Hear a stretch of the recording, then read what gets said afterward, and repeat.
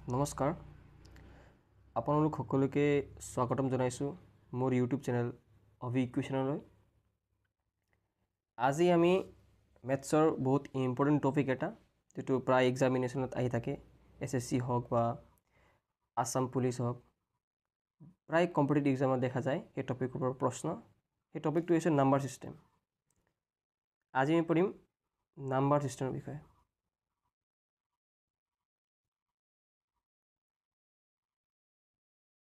number system. So number systemত আমি কেইটামান নাম্বাৰছৰ বিষয়ে ফেমিলিয়াৰ হ'ব লাগিব সেই নাম্বাৰছ কেইটা হৈছে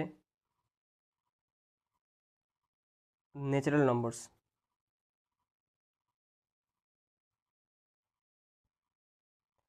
নেচাৰেল নাম্বাৰছ মানে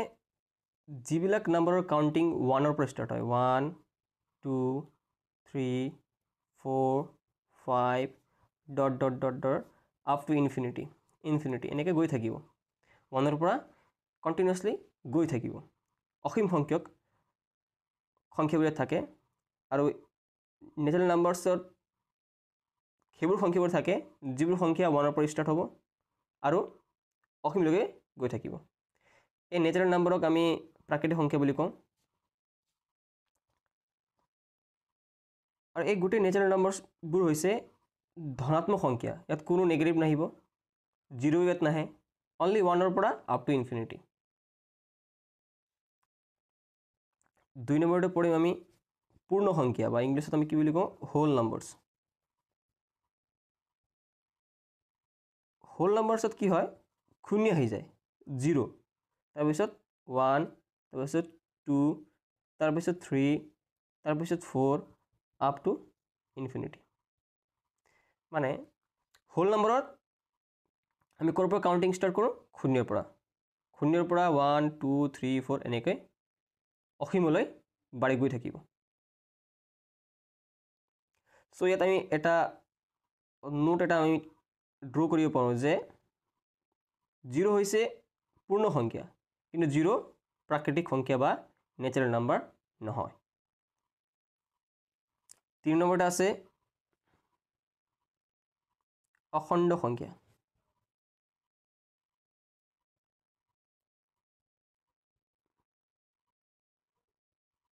বা ইংলিছত আমি কি কওঁ ইন্টিজাৰ বুলি কওঁ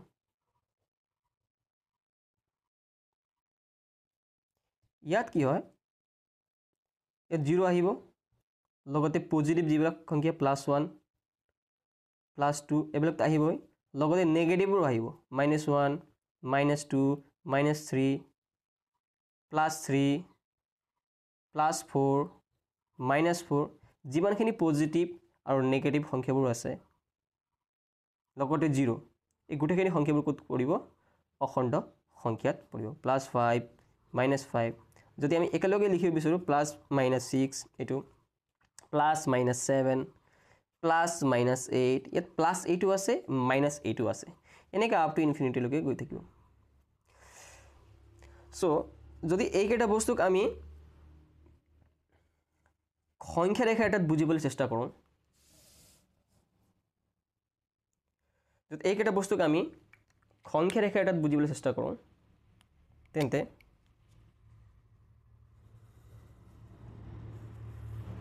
ধৰা এইটো এটা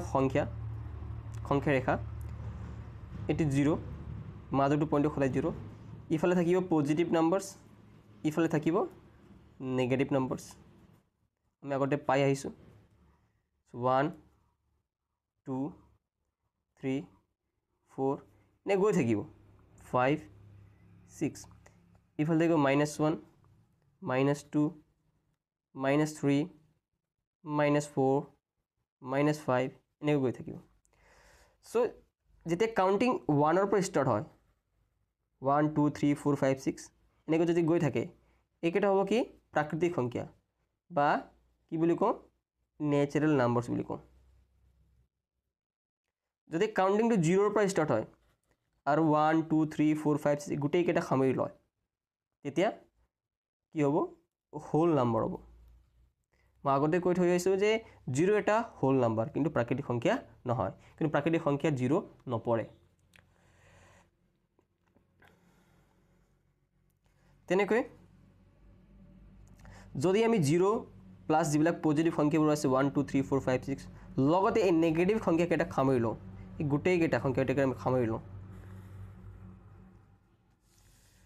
এই গোটেইকেইটা সংখ্যা একেলগে কি বুলি কওঁ অখণ্ড সংখ্যা বা ইন্টিজাৰ বুলি কওঁ ইংলিছত কি বুলি কোৱা হয় ইন্টিজাৰ বুলি কয় ইন্টিজাৰ কিহেৰে বুজোৱা হয় জেডেৰে বুজোৱা হয় এইটো মনত ৰাখি ল'ব তেনেকৈ নেচাৰেল নাম্বাৰছক এনেৰে বুজোৱা হয় হোল নাম্বাৰছক ডাব্লিউৰে বুজোৱা হয় অখণ্ড সংখ্যা বা ইন্টিজাৰক কিহেৰে বুজোৱা হয় জেডেৰে বুজোৱা হয় এইকেইটা বস্তু জানি থ'ব সো আমি কেইটামান ইয়াত নোট আমি লিখিব পাৰিম যে 0 is not natural number কেতিয়াবা পৰীক্ষাত আহিব পাৰে যে তলৰ কোনটো প্ৰাকৃতিক সংখ্যা নহয় বা নেচাৰেল নাম্বাৰ নহয় তাত অপশ্যন থাকিব 0 থাকিব 1 থাকিব 2 থাকিব 3 থাকিব আৰু আমি গম পাইছোঁ যে 1 2 3 এইকেইটা কি প্ৰাকৃতিক সংখ্যাত পৰে কিন্তু শূন্য নপৰে সো যিবিলাক পজিটিভ নাম্বাৰছবোৰ আছে 1 2 3 যিবিলাক নেগেটিভ নাম্বাৰছবোৰ আছে -1 -2 -3 লগতে 0 এই গোটেইখিনি সামৰি ল'লে কি পাওঁ আমি ইন্টিজাৰ নাম্বাৰ আমি এটা কালেকশ্যন পাওঁ বা অখণ্ড সংখ্যাৰ এটা সংগ্ৰহ পাওঁ লাষ্ট টাইম অখণ্ড সংখ্যালৈকে আমি পঢ়িছিলোঁ আজি আমি পঢ়িম পৰিমেয় সংখ্যাৰ বিষয়ে যাক আমি কি বুলি কওঁ ৰেচনেল নাম্বাৰছ অসমীয়াত পৰিমেয় সংখ্যা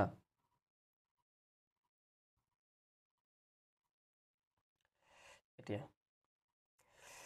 ৰেচনেল নাম্বাৰছ কাক কোৱা হয় যিবিলাক সংখ্যাক আমি আগতে পঢ়ি আহিছোঁ যে p/q ৰূপত প্ৰকাশ কৰিব পাৰি হয় যিবিলাক সংখ্যাক আমি p/q ৰূপত আমি কি কৰিব পাৰোঁ ৰিপ্ৰেজেণ্ট কৰিব পাৰোঁ তেনে সংখ্যা কি বুলি কওঁ পৰিমেয় সংখ্যা বুলি কওঁ কণ্ডিশ্যন এটা আছে যে q is not equal to 0 হ'ব লাগিব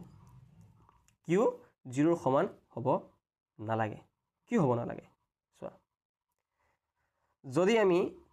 pক 2 বুলি ধৰোঁ আৰু qক আমি 0 বুলি ধৰোঁ এতিয়া চোৱা 0ৰে আমি 2ক আমি কেতিয়াবা হৰণ কৰিব পাৰোঁ 2 এই 2টো কেতিয়াও 0ৰে ডিভিজিবল নহয় আমি এই 0ৰে 2ক আমি কেতিয়াও হৰণ কৰিব নোৱাৰোঁ এইবিলাক কি এইবিলাক হৈছে ইনডিটাৰমিনেণ্ট ফৰ্ম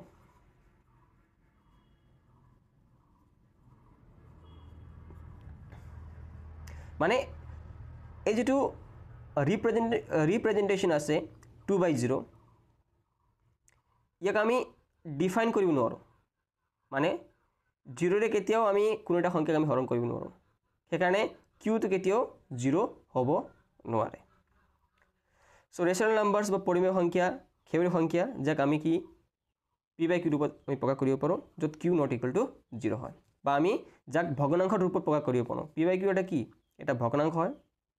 সো যিবোৰ সংখ্যাক আমি ফ্ৰেকশ্যন বা ভগ্নাংশ ৰূপত প্ৰকাশ কৰিব পাৰোঁ বা p/q ৰূপত প্ৰকাশ কৰিব পাৰোঁ য'ত q নট ইকুৱেল টু 0 হয় তেনে সংখ্যা কি বুলি কওঁ ৰেচনেল নাম্বাৰ বুলি কওঁ তেনেকৈ এটা এক্সাম্পল চাই লওক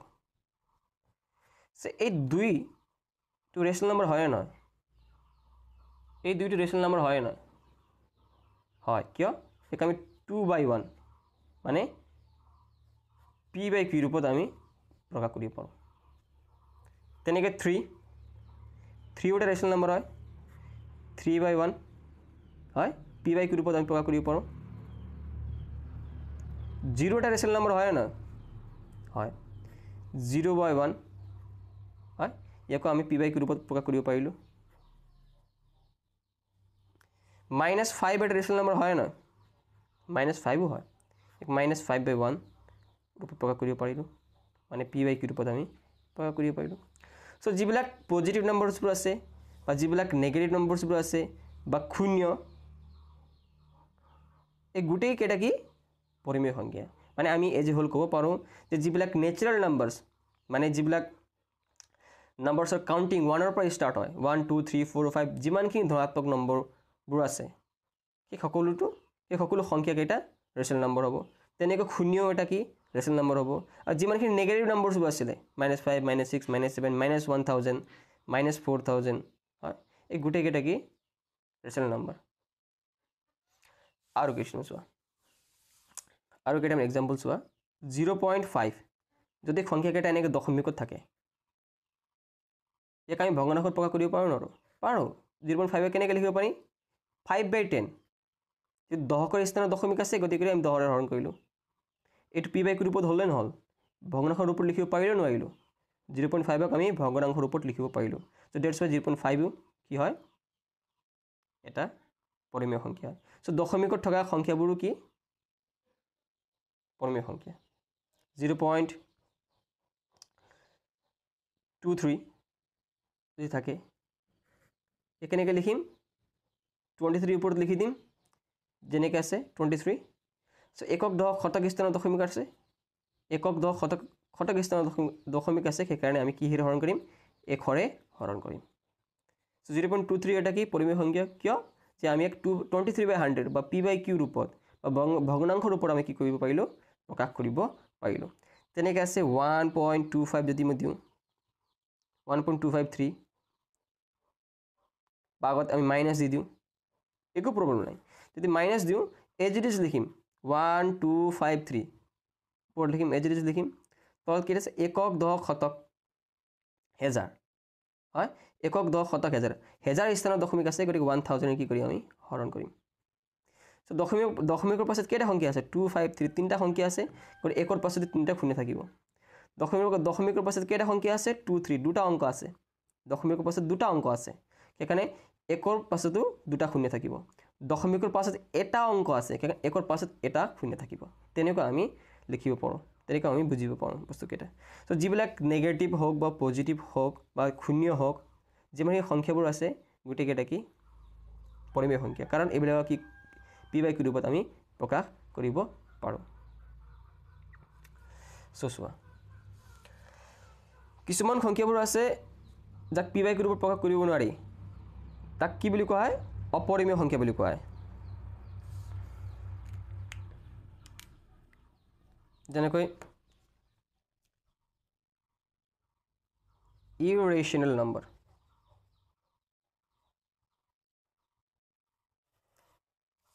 irrational মানে অপৰিমেয় সংখ্যা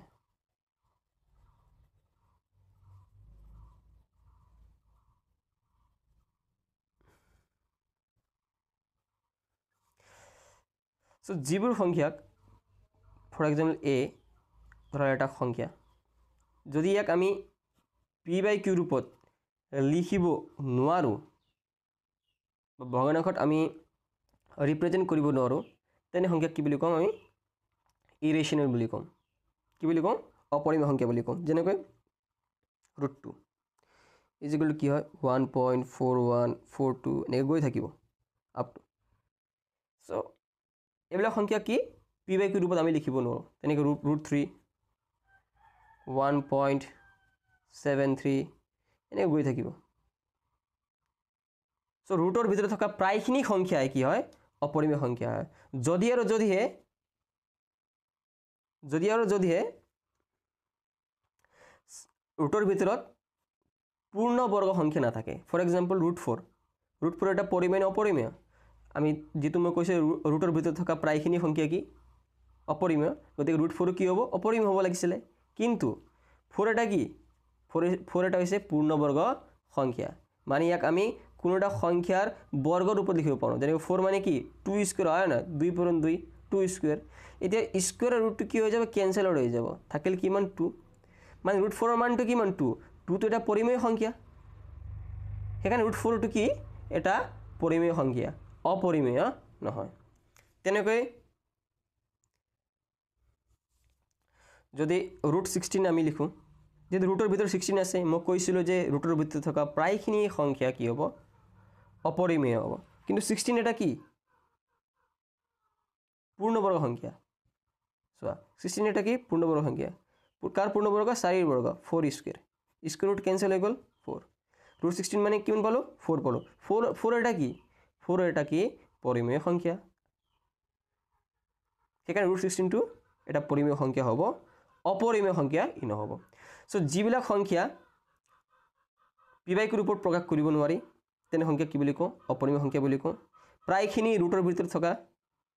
সংখ্যাটো কি হ'ব অপৰিমেয় হয় যদি আৰু যদি ৰুটৰ ভিতৰত থকা সংখ্যাটো পূৰ্ণবৰ্গ হয় তেতিয়া সেই সংখ্যাটো কি হ'ব পৰিমেয় হ'ব অপৰিমেয় নহ'ব আদাৰৱাইজ যিমানখিনি ৰুটৰ ভিতৰত সংখ্যাবোৰ থাকিব root 5 root 7 root 11 root 12 root 13 root 15 এইবিলাক সংখ্যাটো কি হ'ব অপৰিমেয় হ'ব থ্যাংক ইউ